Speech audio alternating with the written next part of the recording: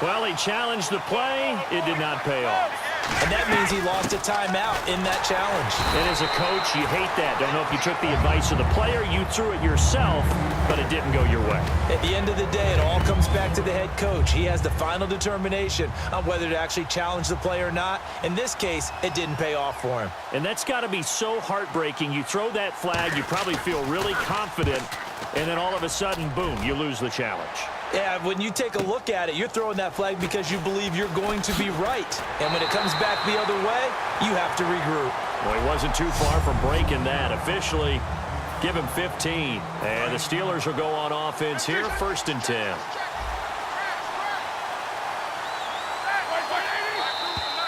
And now some motion before the snap. And this will be our first penalty of the night's proceedings. Also, offense.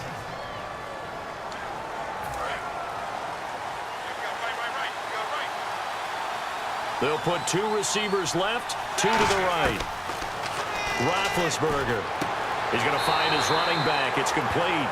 They'll give him a yard on the play, and it'll bring up a 2nd and 14.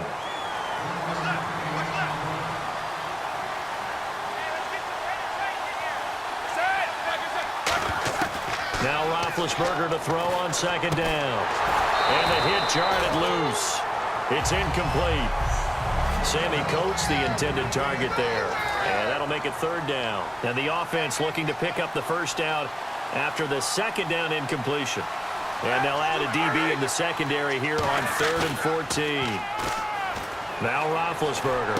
This is caught by Antonio Brown. And he'll be taken down, but not before he gets into enemy territory. A pickup of 24 on the 3rd down conversion. And connection number 1 there on the game, Roethlisberger to Boney Tony. Antonio Brown, that's what his high school teammates used to call him. I wonder what they would call him now. More muscular, more successful Boney Tony Brown, right? I'd say you're probably right. It may be all of that. They'll still call him Boney Tony, but Ben Roethlisberger calls him my number 1 target. 18 yards on the pickup there. And that'll be good for a Pittsburgh first. And that's one of his advantages of a passer, is it not? With his height, setting back there in the pocket, firing it over the middle, he can really see everything clearly. It is, and I know that other quarterbacks get it done different ways, all right? You don't have to be his height to make a great play, but what he does is he takes away having to make those slide steps in the pocket to find angles to throw the ball through. He just throws right over the top of it because he can see everything, and sometimes that saves time and gets the ball to a receiver quicker. And able to get him down, but he does reach the 5.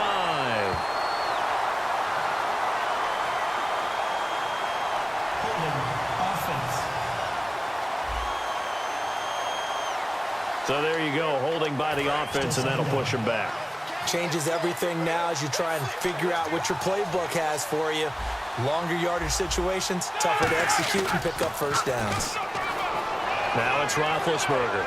He's going to fire one deep over the middle. And it's caught. It's Brown. Touchdown Steelers. Antonio Brown, 32 yards. And the Steelers have taken a 1st quarter lead. And, partner, they found a gap there on the post pattern, and it was in the middle 3rd of the field. And that's really difficult to do because ordinarily the safeties are back there to prevent that happening. But they found the opening and exploited it. Boswell now to kick it away after the touchdown. Fielded about a yard deep. And he'll get across the 20 before he's brought down at about the 23-yard line. Here come the Patriots again on offense, the Super Bowl champions, and boy, they have been able to do it a lot of times, Charles, with unsung heroes, haven't they? Look at the names that led them through the playoffs. Hogan, White, Lewis, guys you just wouldn't think of. Yeah, Deion Lewis, a 5th-round pick, 3 touchdowns against Houston in the divisional round. Chris Hogan, undrafted. He ends up having 180 yards in receptions, including 5 plays of 20 yards or more against the Pittsburgh Steelers. And how about James White, a 4th-round pick out of Wisconsin? Think about who he played behind while he was at Wisconsin, and he turns out to be the unsung hero of the Super Bowl. Would have been the MVP if it wasn't for Tom Brady. And you mentioned James White at Wisconsin. He was behind who? Melvin Gordon and Monte Ball, right? That's correct.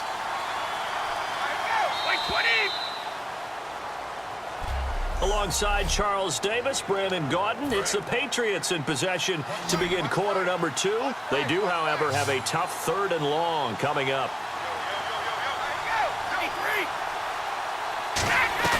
On play action, it's Brady.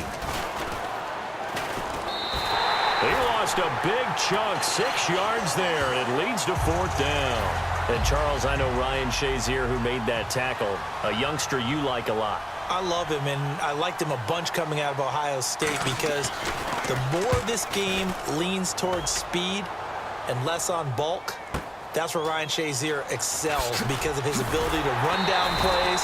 If anything goes away from him, he'll chase it. A lot of the time, he can run with tight ends, running backs downfield, and pass coverage. That only helps his outside linebackers like James Harrison and Bud Dupree get to the quarterback.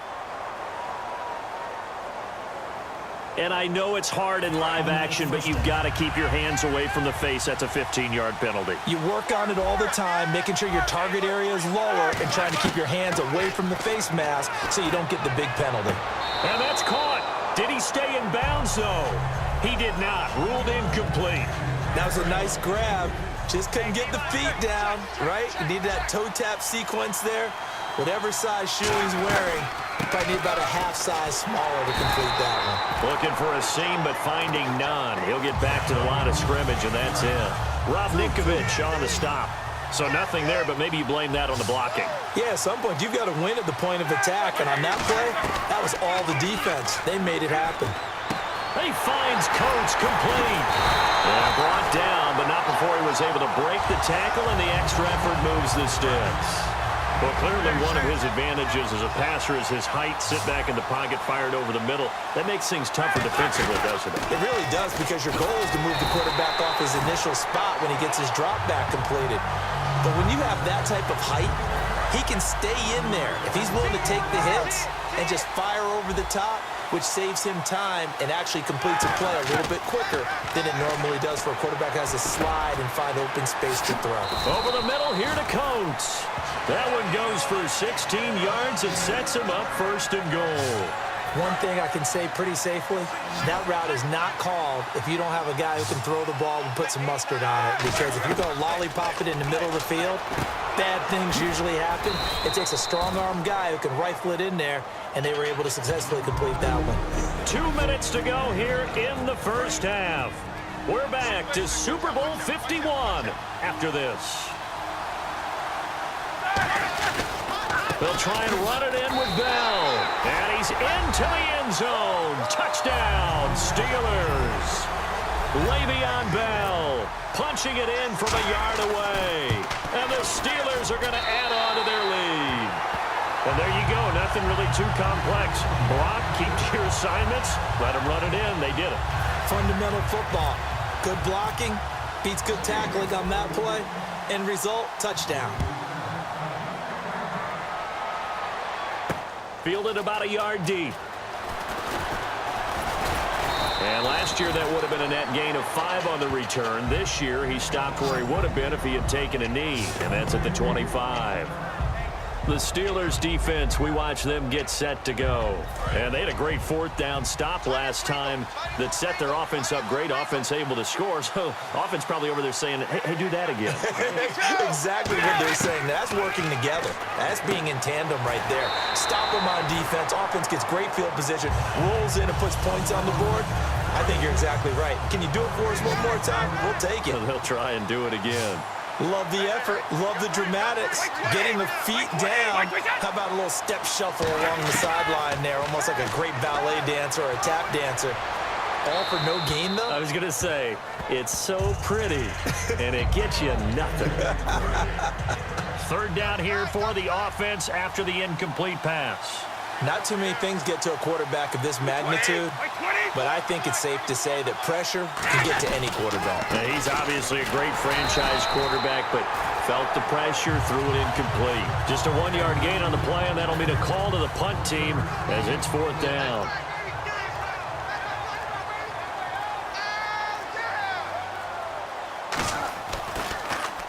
He's been a busy man here in this first half as he gets it away. With it is Brown. 51 yards on the punt there. And possession will switch hands, 1st and 10. Getting set to go again, Ben Roethlisberger marches onto the field. He's played a pretty clean first half, a touchdown, no interceptions. Frankly, that's what they expect out of him. They want to see the ball thrown and thrown well, and he's able to do that and put it in the end zone. And he fires one that's intercepted, picked off by Patrick Chung.